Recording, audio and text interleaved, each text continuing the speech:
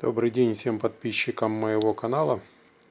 Хочу с вами поделиться своим способом борьбы с холодом, когда не работает отопление, потому что у нас все отопление на электричестве, поэтому когда его выключают, приходится бороться. Ну и что было придумано?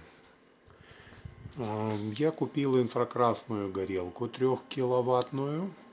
Вот, сделал такое подобие камина, обложив его кирпичами огнеупорными, чтобы они могли набирать тепло, когда когда работает горелка. А также я сварил из трубок вот такой набор трубок, они просто сварены, и с той стороны у меня стоят два моторчика от кулера, которые работают уже непосредственно от аккумулятора и гонят тепло в комнату. Ну, я вам скажу, гонят достаточно неплохо. Вот интересно, что если взять обычный листочек, то вот достаточно неплохой напор воздуха. И они очень даже неплохо раздувают тепло по всей комнате. Так что, казалось бы, два кулера. Откуда все это питается? Ну, тут через шланг я использую обычный углекислотный баллон емкостью 4 литра, в который заправляю приблизительно 2-2,5 до 3 литров газа. И мне такого баллона хватает на приблизительно максимально у меня, с перерывом я использую на 8 часов работы этой горелки.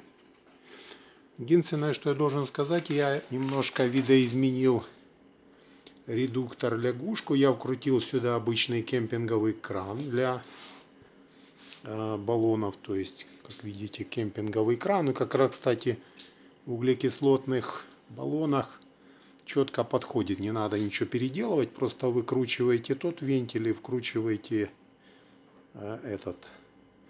Далее я немножко переделал лягушку, как советуется в интернете. Вы видели сами в ютубе, умельцы просто вкручивают, нарезают резьбу на 4, обычный болтик от дюбеля, и ставится шайба, которая поджимает пружину, то есть увеличивает, можно регулировать давление.